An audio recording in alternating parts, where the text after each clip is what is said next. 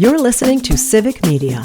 You can tune into any of our live shows on any radio station across the state with the Civic Media app. Find us in your phone's app store and listen anytime, anywhere.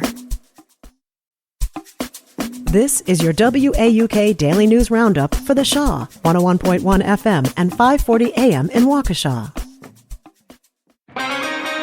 With local news on 540 WAUK on 100.3 FM, I'm Stuart J. Waddles. Mayor Cavalier Johnson says Milwaukee needs to crack down further on reckless drivers, and he's on board with more cameras to catch offenders. Mayor Johnson appeared yesterday with State Senator Dora Drake to push a bill to bring traffic safety cameras to the city. They would be used for catching speeding and red light violations. The cameras wouldn't just be taking pictures, they'd be able to ticket drivers for going 15 miles an hour over the limit or running red lights. The idea is to lower fatalities and crashes by targeting the worst behavior in the most dangerous areas.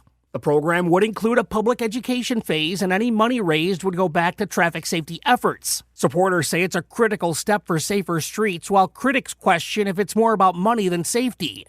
700 painters, 670 movers, and 430 certified lead removers. Getting lead out of Milwaukee public schools was almost a jobs program, with a majority of the effort complete. MPS has wrapped up lead paint cleanup in 42 schools, covering more than 35 million square feet of walls. The $20 million project was launched after a student was found to have lead poisoning linked to exposure in an MPS school earlier this year. The district aimed to finish work at elementary schools built before 1950 by early September. That's done. The plan is to complete remediation in all other older buildings by the end of this year. The push to check voter citizenship in Wisconsin is on hold for now. Waukesha County Judge Michael Maxwell has delayed part of his order requiring verification for new voter registrations. He's set arguments for October 31st. The state's Department of Justice says the change would have meant a major overhaul of the MyVote system and a months-long online shutdown. Maxwell has left other parts of his ruling in place, including a review of current voter rolls. The fight comes as supporters of the lawsuit point out that 71% of Wisconsin voters backed a recent amendment allowing only U.S. citizens to vote in local and state elections. Brewers fans heading to Chicago hoping for a clinch have a special way to get there. The Brewers Express is taking people from Milwaukee to Chicago for Game 3 of the NLDS. If the Brewers win, they go on in the playoffs and the Cubs go home. Tomorrow morning, Amtrak's Hiawatha train will depart Milwaukee's intermodal station decked out in Brewers blue and yellow, with giveaways, brats, and a DJ to kick off the trip. Fans will be able to hop on at the regularly scheduled routes. That includes at the airport and in Sturtevant. If going to Illinois isn't in your plan, there's a watch party at the Harley campus in Milwaukee. The game tomorrow starts at 4:08.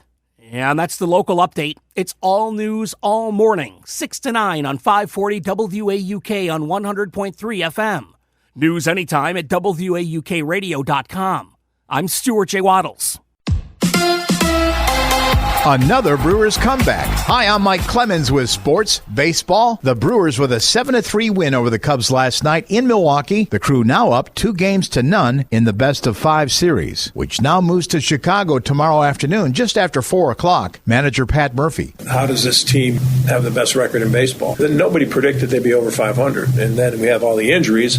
Certainly nobody was banking on us. Home runs from Andrew Vaughn, Jackson Churio, and William Contreras, who says he dedicates it to the fans. I'm going to do everything for the Brewer fans. I'm going to do everything for my teammate. I want to be one of the best on the plate. I want to be the best catcher. They have to look Contreras how play. I want to bring that energy too for the team. And now it's showtime. The Cubs now down 2-0. After getting off to a great start, those mistakes for 2 3-run homers is going to be, you're not going to win playoff games giving up 2 3-run homers. That was just too much to overcome. That's Cubs manager Craig Counsell with Sports. I'm Mike Clemens.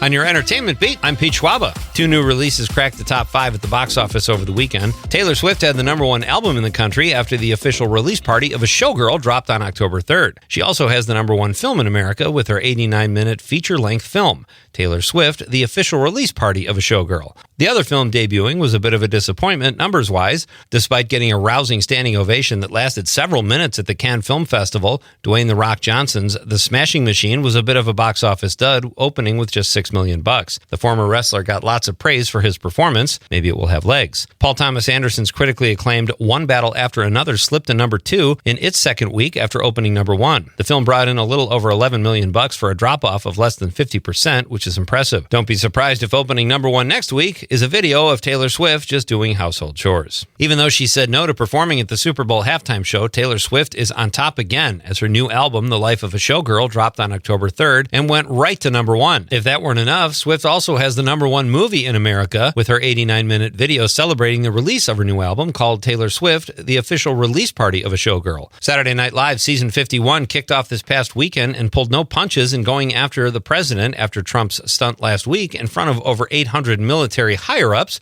which included a lecture about facial hair and maintaining a reasonable weight. During the skit, James Austin Johnson, who played Donald Trump, told those in the sketch not to go too far or they would face consequences. They went pretty far. It's worth a Google. When Entertainment Weekly asked the White House for a statement, spokeswoman Abigail Jackson said she had more entertaining things to do, like watching paint dry. Or maybe something even less exciting, like a president's speech to military generals. It's been said that nothing good happens after midnight, even when something might seem harmless, like doing wind sprints behind a bar at 12:30 a.m. Former Jets quarterback and Fox News analyst Mark Sanchez was doing just that after several drinks, apparently, early Saturday morning. It led to a physical altercation with a much older man, which is still under investigation. It was first reported that Sanchez was in critical condition with stab wounds, but now it's come out that he might have been the instigator of the incident that involved a 69-year-old grease truck driver. According to security tapes, both men, despite getting physical, were trying to record each other with their phones. Authorities say Sanchez body slammed the man to the ground and beat him up a bit before being stabbed 2 or 3 times, at which point Sanchez ran off. Mark Sanchez was arrested while recovering in the hospital, but has since been released. More details are sure to follow with this strange incident. For more showbiz fun, tune into Nightlight with me, Pete Schwaba, weeknights from 6 to 8 p.m. on the Civic Media Radio Network.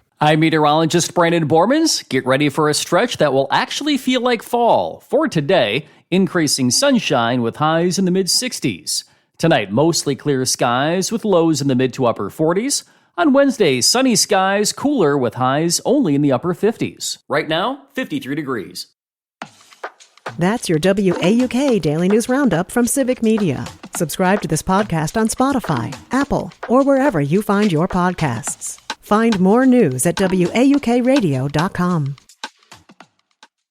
The national news cycle never stops, but it can be hard to find news about your local community. Civic Media is dedicated to providing quality local and state news coverage across Wisconsin. With the Civic Media app, you can get notifications about local stories that matter to you and your community. Find the free Civic Media app in your phone's app store and choose notifications from the menu to tell us what kind of news you want to hear about.